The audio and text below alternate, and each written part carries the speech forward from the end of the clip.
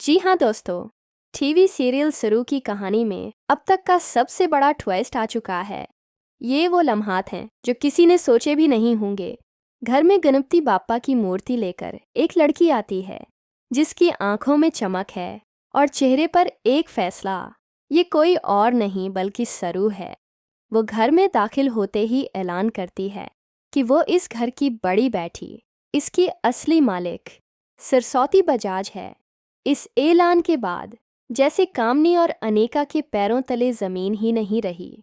वो दोनों हैरानी और गुस्से में एक दूसरे को देखती हैं, क्योंकि वो खुश थीं कि खानदान के बुजुर्गों को रास्ते से हटाकर वो पूरी जायदाद पर कब्जा कर लेंगी।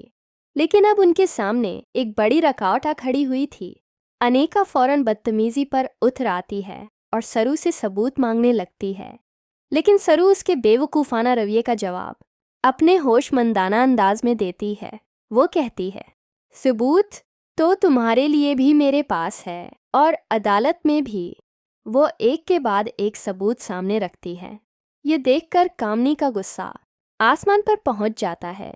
वो बेकाबू होकर सरू पर हाथ उठाने वाली होती है। जैसे ही उसका हाथ सरू की तरफ बढ़ता है, सरू फौरन उसका हाथ पकड़ लेती है।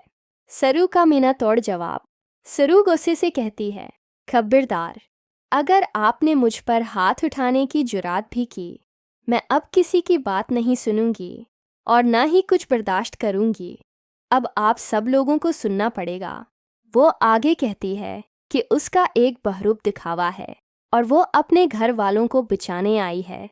इसे पता चल चुका है कि ये लोग किस तरह घर के बुजुर्गों को नुकसान पहुंचाकर जायदाद हड़पने की साजिश कर रहे हैं। सिरू के इस जवाब से कामनी और अनेका दोनों हैरान रह जाती हैं। ये देखना बहुत दिलचस्प होगा कि सरू अब आगे क्या करती है और किस तरह वो अपने खानदान को बचाती है। क्या सरू उनको अदालत में ले जाएगी? इस पर तबसरा ज़रूर करें।